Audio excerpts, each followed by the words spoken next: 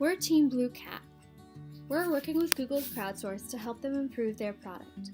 Google Crowdsource is a microtasking platform that provides Google with data for its machine learning algorithms. As users, primarily college students, contribute to the platform, they receive badges and level ups. Users can conduct simple tasks like content annotation and translation. We set out to help Google Crowdsource understand what makes a microtasking platform sticky, or not sticky. Our goal was to understand what would drive more people to stay on the platform longer and contribute more often. To do this, we conducted a series of evaluations: interviews, comparative evaluations, surveys, heuristic evaluations, and usability tests. Our studies targeted university students, Crowdsource's target demographic. We started by creating an interaction map of the entire Google Crowdsource mobile application to understand the system's information architecture and usability. We then conducted 5 interviews with students who had used microtasking platforms like Amazon's Mechanical Turk and Crowdflower. We wanted to understand what motivated students to use these applications and what microtasking platforms were or weren't doing well to keep users engaged. After interviews found that microtasking platforms weren't effective at long-term user engagement, we conducted a comparative evaluation of direct, indirect, analogous, and parallel competitors in the field, including casual games like 2 Dots and the Wiki game, which are engaging and have users complete short tasks. We wanted to see if our findings from interviews and comparative evaluations held up for a larger population, so we conducted a survey. The survey confirmed our prior findings.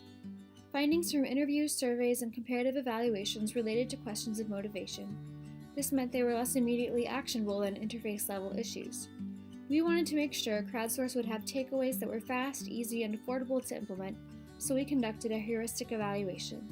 We generated a set of tailored heuristics based on Nielsen's heuristic criteria. We had 5 team members evaluate the Crowdsource mobile and desktop versions against each heuristic, and developed a set of recommendations based on our aggregated findings. Finally, we conducted 5 usability tests to identify places where users were struggling with the interface. We set up a series of 5 common tasks developed with input from our client team. We observed when and where users succeeded or struggled, and developed recommendations. There are many steps Crowdsource can take to improve the platform. The first and most critical is having a clear call to action. Users expressed they didn't understand why they would use Crowdsource in the first place, a finding we found in most of our evaluations. We suggest that Crowdsource provide a clear call to action on its landing page in the form of a banner, so users know exactly what they are doing, helping Google improve itself for its millions of users worldwide. By using altruism-focused messaging, Google Crowdsource can recognize its users for their contributions and make them feel valued, driving them to stay on the platform longer. Crowdsource currently uses badges and level ups to motivate users to keep going, but we found that users don't care about these, if they notice they are there at all. We found that badges and level ups would benefit from a visual redesign in line with platforms like 2 Dots, whose design is highly engaging. Further, when users do notice badges and level ups, they don't know what impact they have on the bigger Google ecosystem. We suggest reworking achievements to emphasize how users are helping by contributing.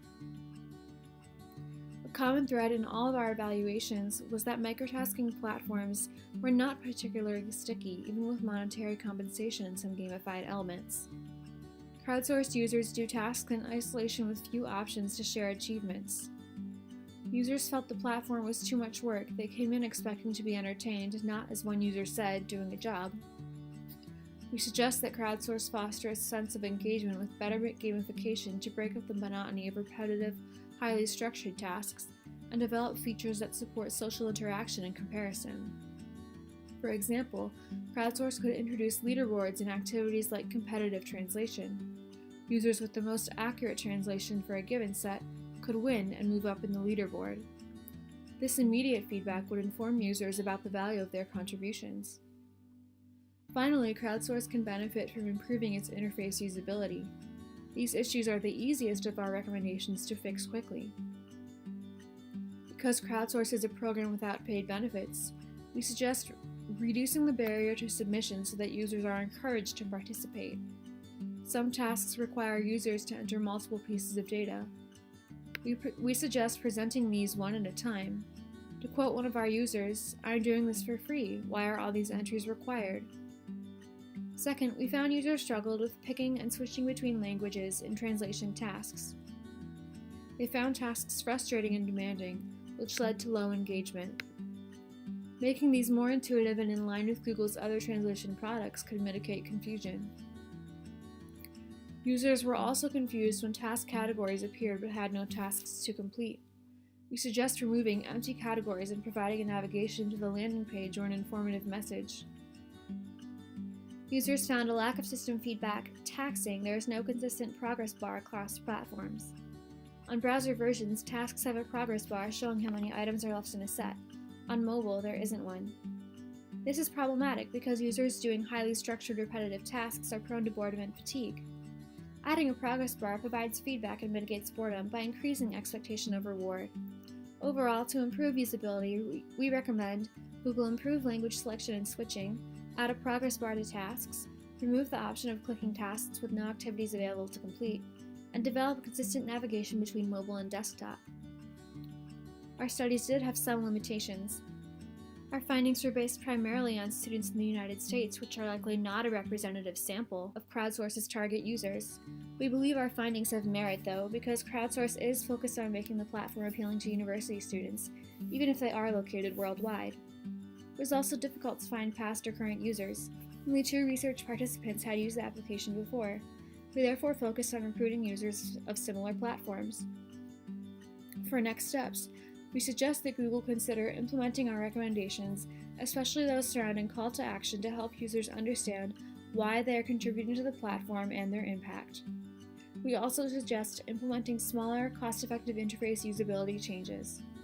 We also suggest conducting further diary studies to help understand how users use Google Crowdsource over the long term, as our study provided insight only into short-term and potential users. We also suggest conducting unmoderated remote usability tests to further discover issues that impact the ability to complete and submit tasks. Thank you.